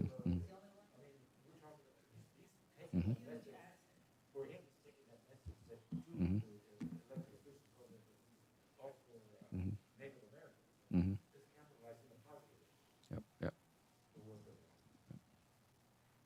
So, another question, the new ED, how does this job tie to Valley when KVCR goes under Valley? Yes. So Now we're off the track again, but I really, need to know how that works so that it's not another general I guess it's not another general manager. Tony's a technical guy, and we have money for KVCR for a couple of years because of the state money for NPR and PBS. So we're not in bad shape right now. Correct. But how is this going to tie to the KVCR becoming part of Valley? Yes. So again, it goes back to the executive director creating relationships with the community, which includes our campuses, right? So there needs to be continued conversations. Tony right now is doing it all. Pretty much, and from the operations, from the budget, from the administrative, and there's so much that he is going to be able to do. He's going to be tapped out, and as we move forward, those are the relationships that we need to continue building with our deans, with our faculty, and this is the executive director that will create those relationships with them, working with the vice president of Valley, as well. So that's the tie-in that comes in and start creating. Working with Valley and the curriculum that they already offer, and maybe even enhance it. Okay, what are the programs that we need to create? What are the programs that we already offer? How can we create the lab in here? So all those different things that working with the college that's what's going to happen, and, create those relationships to make sure the transition happens as we move forward. Okay, so just since we're talking budget, help me understand how KVCR works if they don't get additional funding except the DSO that they would normally be getting like everybody else is getting. Would they be able to stay open the way they are now? Because we have the state money. I get that, bunch of money. Correct. And they should pay their fair share for the DSO. So if those things are gone, do they have the capability at this point in time to be able to stay The way they are? going? Yeah. No.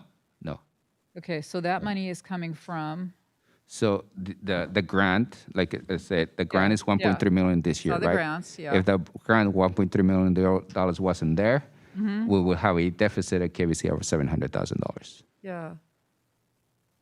So next year when that's not there, So next year we'll have money. We have this 3 years, so we have 3 years, right? yeah.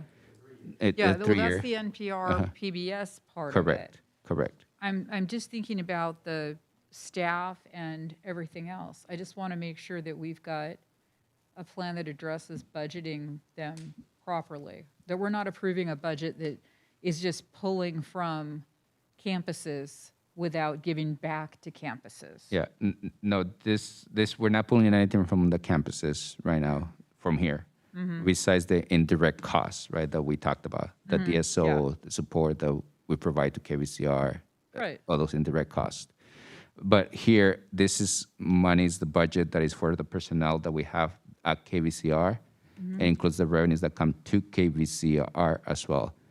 When we transition to Valley, the structure depends, and it's going to be, that's the work that needs to take place, right, with the community engagement. What is KVCR going to look like when it's under Valley? Is it going to be the same? Is it going to be different? Is it just going to be a lab? What is it going to look like, right? If it's the same thing that continues to offer PBS and NPR plus a lab, then we're going to need additional funding. And that's the conversation that we had in the past, right? But if it's going to be that, then are we going to go and fundraise more money so that we can support it all? And if we're not going to fundraise more money, then the structure is going to change, including staffing. It will change. So when we get the plan that you're talking about, March or June, March is so much better. Yeah. Actually, September, I think, is really good. This one, not next one. We just got an extension. Yeah, he did not get an extension. This is like much later. Will we have the time to be able to actualize that plan for the 2 years that we promised the public that we would have available, a plan in place? Will we have that working at that point in time? Yes. So the purpose of the plan, again, as Chancellor Rodriguez stated, the more we dig in and the more it morphs the plan, right? So now it has become more of a plan plus implementation. What's it going to look like, right? That's what it has become now, because based on the questions, you all want to know what is it going to look like, which it becomes also an implementation plan as well, in addition to just a plan. So that plan will include the community engagement that we talked about. What does the community want out of KVCR? When we talked about that community engagement, right, it's not just about telling the story, but it's also, there are hundreds of people out there that have podcasts now. Do we utilize KVCR to, rent out a portion of KVCR? Is that additional revenues? Do we bring students to do podcasts? Do we work with other agencies that already have content?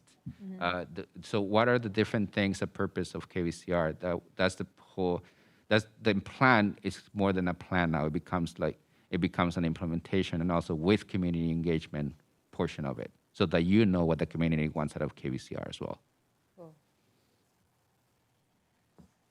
Questions? So you need to talk into that even though you can't hear it because YouTube. So I had a chance to just watch the discussion on YouTube.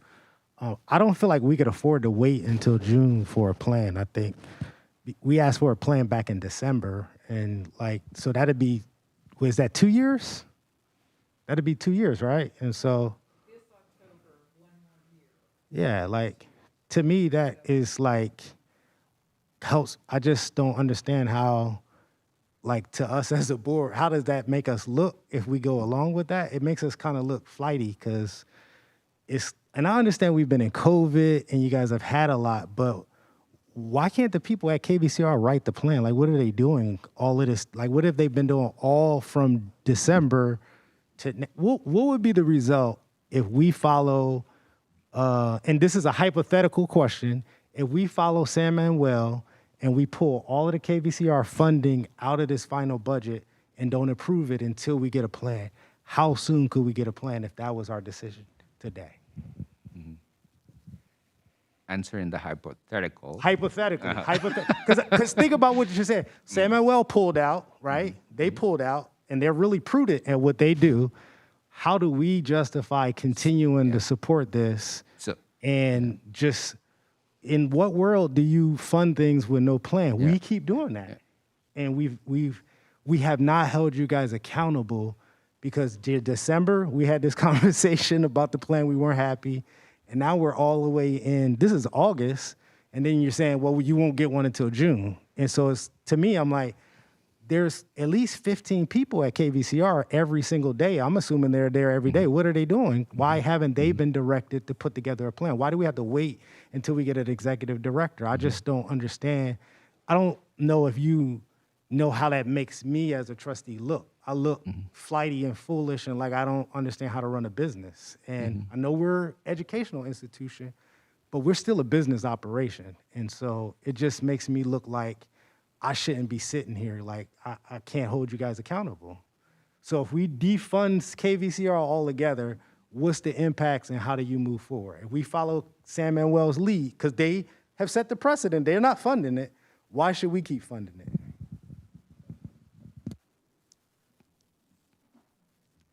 So a couple things. Hypothetical, we will have to negotiate the layoff of staff. That's what we have to do with CCA. And you will have to approve the layoffs of the staff, all of them. And then we will have to terminate all the contracts that we have. That's hypothetical. That's what will happen. Second thing, the plan. As I mentioned right before you came in, Trustee Williams, the plan is not. It's not just a plan anymore. It has become more of an implementation. Like we can give you a plan right now that says we're going to do community engagement between these months, but I don't think that's what you want. You want to know what does the community say in this community engagement, and the plan that's taking us till that period is to make sure that we get that community engagement so that you can know what the community is saying about KVCR as well. All kind of organizations that are doing virtual engagements. We shouldn't have to wait.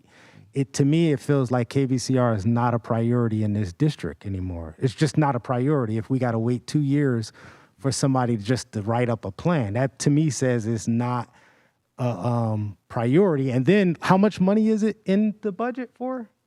Like we're spending money all of this time, man. It's about $5 million budget. Yeah, it makes it just feel like it's not a priority for you guys. And then when we keep just letting it go and kick down the road, it makes it look like it's not a priority for us. And then you got major funders pulling out. It just doesn't, the optics doesn't look good. Am I missing something or? Well, I don't know if I want a plan written by KVCR. A plan that incorporates students. But they're the people that run the station. If they can't write the plan, then we got to that's something else. They need to have a part of the plan. Yeah. Because they understand the technical portion of it, but I don't think that they're not academics, and so I don't think a plan written by them would be a helpful plan. But why can't they work with the academic senate to write the plan together? Like, I don't understand the problem. Yeah, you guys write plans all day. Like it's going to be you're saying 2 years with no plan. And so we're funding like this. That's what we're doing, basically. We got our eyes closed and we're just like, okay, we'll see what happens. And I got to go out and like, people, will look at me like, do you really know what you're doing? We are funding something with no plan. I have a different perspective. I think that we should move forward as discussed if we took that attitude that Joseph is talking about at the state, that would have, those $4 million would have never. We have a golden opportunity to move forward. And I understand what Joseph is saying, but I don't agree with him. I think that what we need to do is we've set a plan that we're going to do, and we're going to follow this plan. It would be embarrassing for me to try to justify the $4 million we just got to be able to do that. So Joseph, we need to be a little bit, I understand where you're coming from, but we can't go back and say, I go to the same communities you go. I talk to probably the same people you do. I'm with you in regards to holding people accountable, but I don't want to start from square one. We have been presented. Well, for me, hypotheticals, we already have the $4 million. We better know what we're doing. And well, we do. That's what they're doing. That's what they're saying. We had the wrong people working for us. I'll tell you. We had the wrong people working for us. You missed what I don't know if you said up here. Okay, so I said that, for us, when people pulled out, they had a right to pull out because we weren't producing. We just had to, now we have good leaders that are going to really take us to the next level. So I recommend we move forward. I don't even want to make sure that people outside think that we don't know what we're doing. We do know what we're doing. We just need to make some adjustments, major adjustments, that's what we're doing. The constant is I'm still sitting at this table. I haven't changed. You're still sitting at this table. It's the same people. So to say that we haven't had the right people, we're the same people. Like the directors. I know, but we can't keep making that. But then that means we need to bring in a consultant. Then, like, we have to make the decision, though. Like, if we don't have the right people that are like on payroll, then as the decision makers, like, when do we start making different decisions? That's why we're going to approve this other position, that we're going to be able to bring in that director who's going to do that. So I'm for that. I'm totally for that. But when you work in a system, it can't be dependent on one person. The system has to do the thing. It can't be, if we just add this piece, then it's going to be right. Because it never is getting right. We've been doing that. We had Mark, it didn't work. We had Keith, it didn't work. Now we're saying, we got to get this other person and it's going to work. That's not. Yeah, I'm like, come on, y'all. It's not. It's a system. But I think that now we're going to get. I vote that we move forward with what we had discussions, and I think that we have a golden opportunity. Should my comments be reflected in the record, please? No. I am very encouraged, even though I sound sometimes as though I'm not. I'm very encouraged by the work that's been done on both campuses by faculty and students in developing the whole thing of the institute. What institute? Well, we need to know that institute is coming. I mean, I have interacted with some of the students, and they're very professional. They're putting together videos. They're doing all kinds of stuff. The point where we have not done a particularly good job is that melding of what the station staff, which has survived all of these right people that we brought in, and they're just trying to survive and keep a PBS, NPR station going. And so that's what they know. So we need to make sure that we have that blend of the good work that's being done on the campuses and bring that in. And so that melding has to happen. And hopefully the plan that is brought to us does that. Because, hold on, because we have been sold, I don't know how many presentations we had with lots of glitz and all of the whole thing, that said we were going to convert these stations. We took an awful lot of the FNX money and used it not to produce local programming, but to get out there. And so now we're out there. We have KVCR, we have FNX, and especially FNX is out there nationally, right? So there's a lot of work that needs to be done. But I am encouraged, and I'm willing to try again, guys. I'm willing to try again. And we got a little bit of a reprieve for 3 years. It's going to take more than that, but we got a little bit of a reprieve by getting some money so that we don't have to worry about the PBS and NPR license type things. So now is a time, and yes, we have to have regular updates, regular updates on what's coming along. I have to say that I'm willing to go out there again and say, let's try it again. And I'm old enough to have been at KVCR as a student. That's a long time ago. Don't, shush, shush. In the basement. When they were in the basement, but it was full of students. They were the camera people, they were the sound people, they were in the control room. And some of the stuff that we put out was great, and some of the stuff was really hokey. But we learned from all of that. And from that group, we got a lot of people who went on to other careers in the whole entertainment business. And so I'm willing to do that again. And I want you to be willing to do that again. I got you, but here, let me have the mic. Okay. So if I don't come in here and be dramatic, y'all won't listen to me. Are you being dramatic? Yes. Money still gets spent.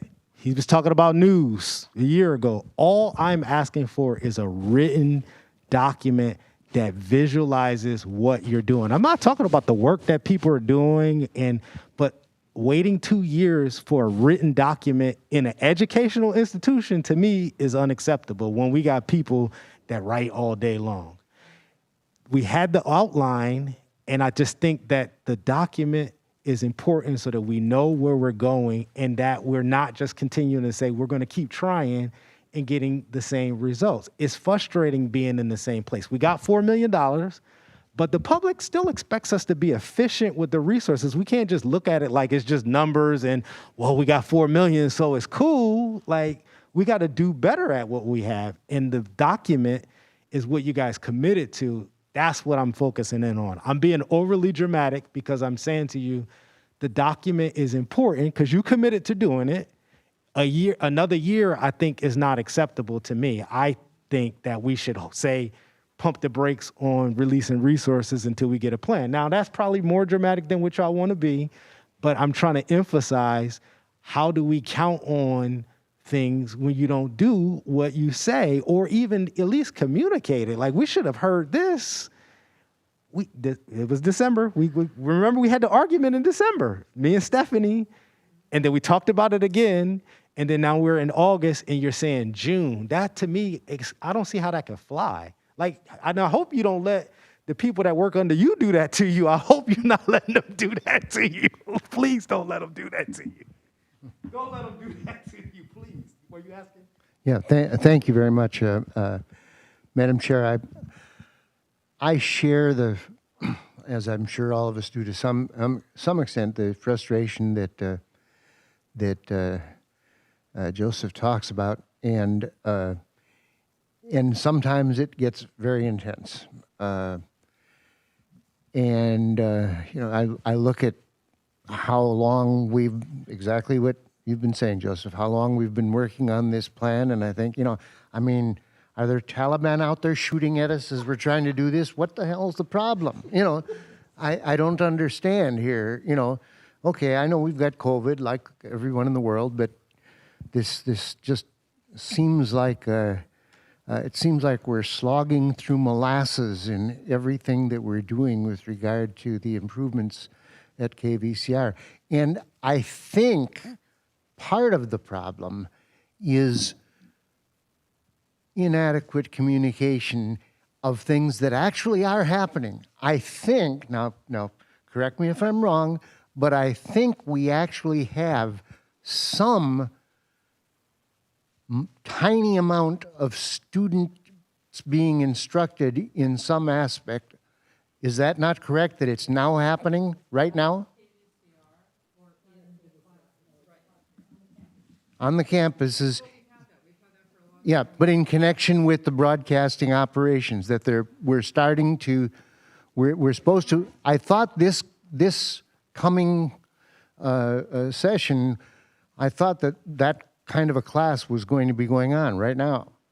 Is that at all happening? Some kind of classes, or there's none? Either in it or in working with it. that is teaching people the things that are related to broadcasting. That we're not actually doing it. Okay, well it's where it's even. Darn, it's frustrating. Yeah, this. Yeah, Joseph, at home they're not going to be able to hear you because I got the microphone here. So let me just urge. I'm anxious that I share a lot of that frustration. I really do understand that we want to do it right. Appreciate that, and I want to do it right too. But gosh, it just seems like there's some things that are taking too long. It kind of feels like and I'm using that same analogy here again. It kind of feels like as I watch the evacuation of Afghanistan, and I think, you know what, folks, you don't need to go through every single step of paperwork that you were doing before when we want to get a certain deadline met. You know, you got to cut some corners. And it seems to me like we've been adding corners in the process every step. So, thank you. We need to move on. So we do need to move on. It would be really good. See, I think our biggest concern here is that students are not getting the access to the wonderful laboratory that KVCR is. I think that is a big deal for all of us because we promised the public that in 2 years we would have that going. So I'm wondering, you know, if you could just, and we do need to move on, and I understand that, but kind of discuss briefly the plan as it is now. My guess is that there has not been all of this length of time with no planning. There's a budget and there's discussions and there's classes occurring, not in KVCR, but on campuses. And I think that would be really helpful to know basically what was going on. And then maybe if we could have regular updates at the meetings. Happy to provide regular updates at the meetings for everyone. So some of the items that are happening, and forgive me, President Thayer, for jumping in and maybe taking some of the items, but we do have our faculty and our deans meeting with the KVCR management, and on occasion also with VC Torres on the planning. And what does that planning mean? What does that look like?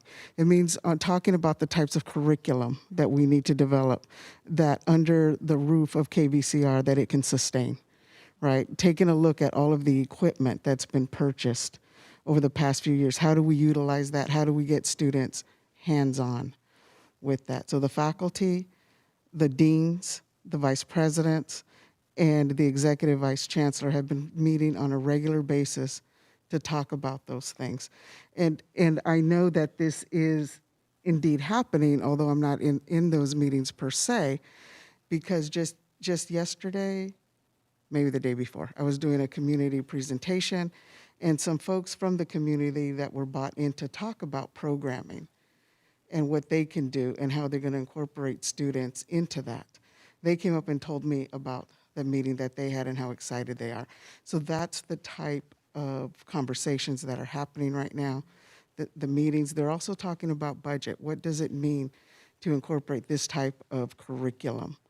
You know, what do we have the staffing? Do we have the faculty? Do we have the adjuncts to do that? So conversations are happening at that level. So if I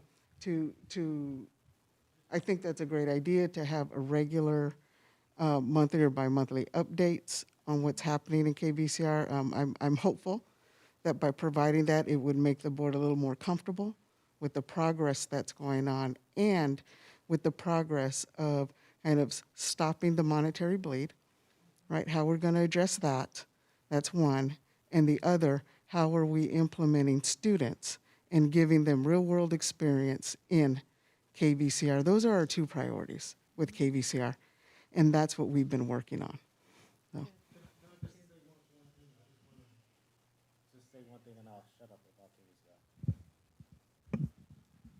So I would like for you all to think of us like the federal government or the state. Like when they give you a grant deadline, you know how folks, y'all get the applications in. I would like for when the board asks for stuff that we get treated like one of those deadlines, because we're probably giving more resources than they give at times. And, I know there's times when we miss deadlines and all of those different kind of things, but, and I don't want to seem like I'm not supportive of KVCR. And yes, I am being purposely dramatic because I just want you to get the message that, like, it's a long time. And my last question is, what can we get this year in relation to updates, some type of, I'm not expecting the implementation to happen overnight. That's not what I'm driving towards.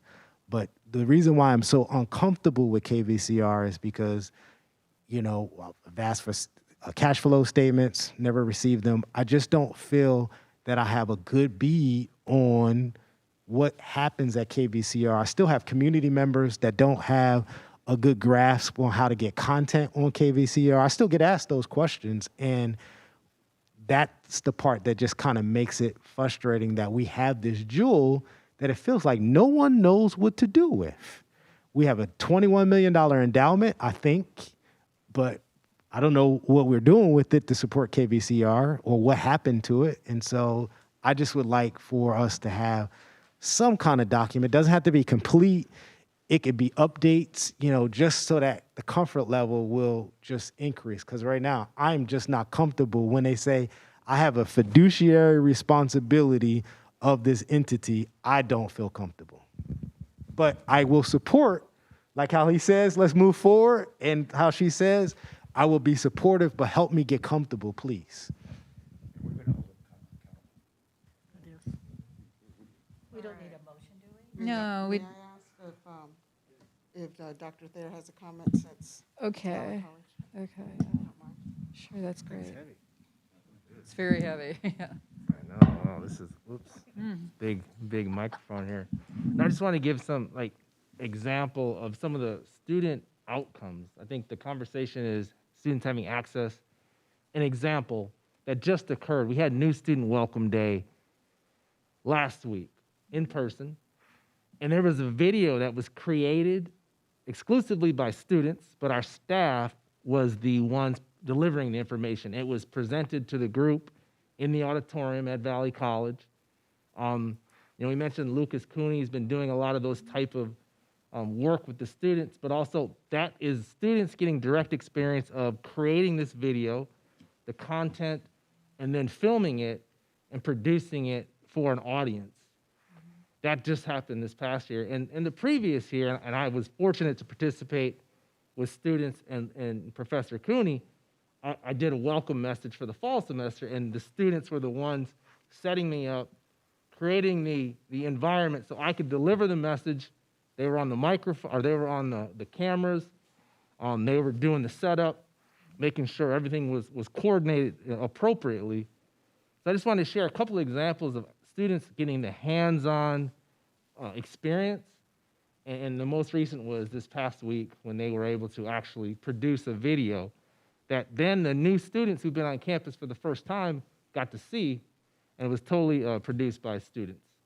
So just when we hear about the partnerships, we continue to work closer together to make sure they get that direct hands-on access, and just, however we can do that, we want to continue to support that. So I just wanted to share some examples of recent things that our students have been doing that tie into the conversation. Thank you. Did the students do that in KVCR? They've been working the specifics on where they did it. They're always working, and with Lucas is kind of situated right there. Yeah, he's a professor on Yeah. Valley. Mhm. Yeah. So, but these weren't done in KVCR. The location, I'm not sure exactly Yeah, where they okay. did those. I just wanted to share that student. No, it's produced marvelous. outcome. Yeah. No, it's the classes are fantastic. I mean, we have outstanding faculty and staff. I was just wondering. The only other thing before we move on is June is a little problematic because I'm thinking about the budget bill for next year. If we don't get a plan till June, we can't put it properly into the budget. So can we rethink that June date? We can, thank you. Good, cool. Because we've already kind of gone to our 6 o'clock time, We had, thank you for the presentation. It was a marvelously thoughtful budget that we talked about KVCR during. So it was a beautiful budget. Thank you very much. Thank you.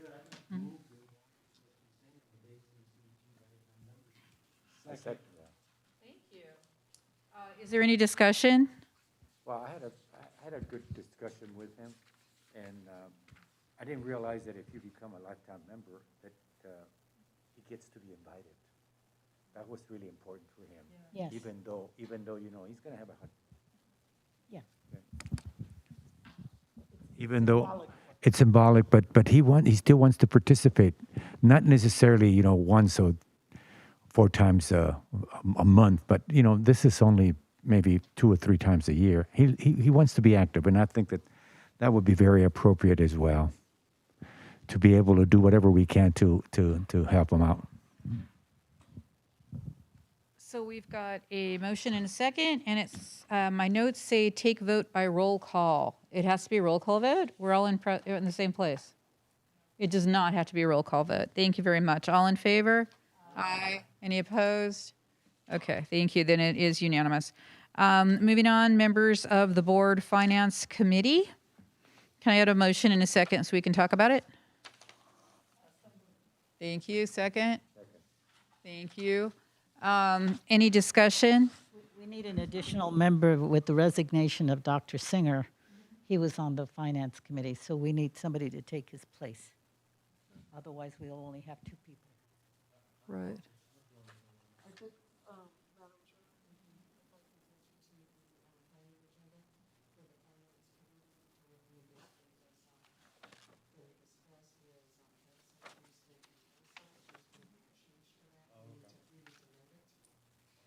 Would you like to be on that committee? Are you sure? Because you could.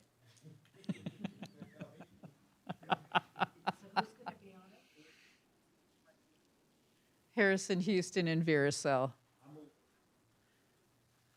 Okay, thank you. All in favor? Aye. And I did not hear any opposition or abstentions. Okay, thank you. Moving on to item C, members of the Board Strategic Planning Committee. Can I get a motion second? We can talk about it. Can we bring that up? Oh, thank you for the large print. I appreciate that. Thank you. Second, thank you. Any discussion? Nope. Okay, all in favor? Aye. So it's unanimous. I heard no one that didn't say anything.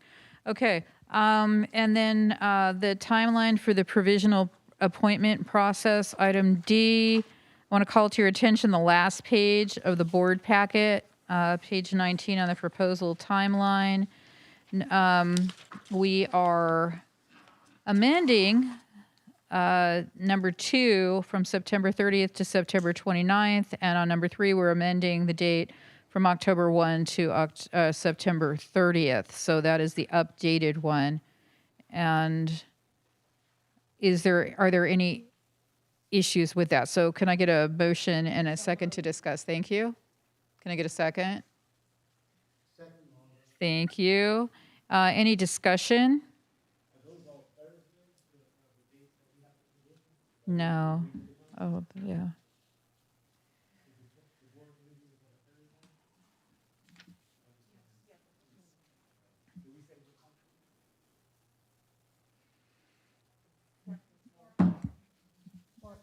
All the meetings are at 4 o'clock? There is a revised list somewhere. I just did it manually this afternoon. So all our 12 o'clock strategic meetings are now at 4 o'clock. And there have been some changes in dates. Okay, so on October 28th, we're meeting at 4 o'clock? Yeah, that's the only one. That is correct? Yeah, yes. Okay, excellent. So October 28th at 4 o'clock, everything else is things that people have to do to get them to us. So with that proposed timeline, Would you go over those corrections, please? Sure. Number 2, September 30th becomes September 29th. Okay, Number 3, October 1st becomes September 30th. okay. Just question on number 6, do we pay the sign to announce this, or is it just like a free thing? We pay?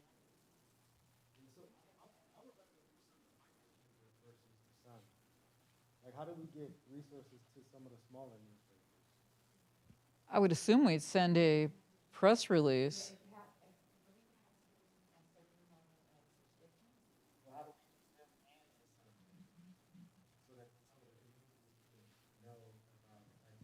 Mhm. I'm just asking, is that Yeah. an option? Because there's, like, how do we get the pick the small papers up? Because, you know, is that a desire? Would you all be open to giving some of the smaller papers? I'd love to do something with the Century Group because it does the whole area and you can buy ads based on it. You can buy ads that go across. But this has to be a person who is in that district. So whenever the press release goes out, they have to make sure that they give the parameters of that district. Okay, because it's not open to everybody. It's open to only to the people in that. Oh, the announcement. Oh, we have.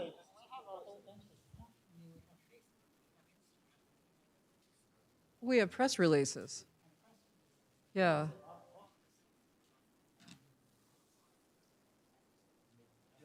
Yeah. Right. We can look into see how we.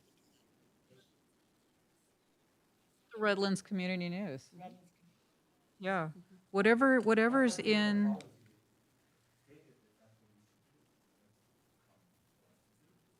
Mhm.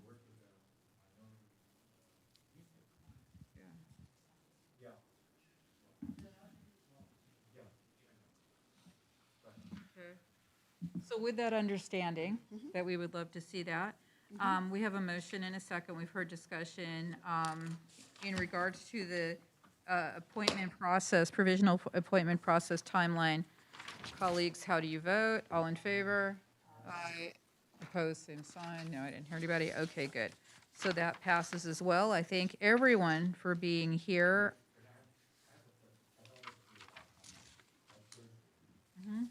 I wanted to, because I know that you did something for Lois in terms of think about doing something for her, whether it be a plaque or whatever, very appropriate.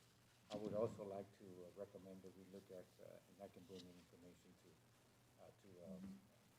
for Congressman Jerry Lewis, who did so much for us, for the district, so whatever it is, I think I spoke to briefly to Gloria, maybe a plaque or something, because I mean, we're thinking about a building, but I don't know what it takes. Okay.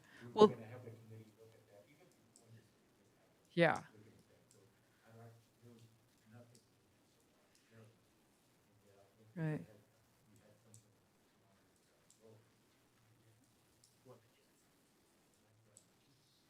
Just discussion, and we gave her a resolution, yes, but the hope was that you would be there to discuss it. For Congressman Lewis, the hope is you would be there. But so this is not an agendized item that we can talk about in this meeting, but it's something that we would want to put on an agenda or discuss to go on an agenda. We discussed having that agendized for this next meeting, so that trustee Reyes could be there.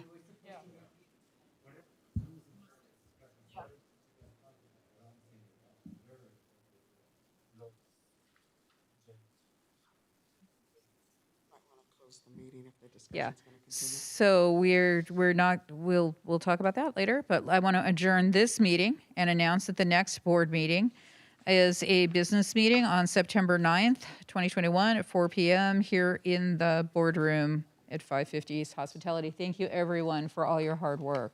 And the meeting's adjourned.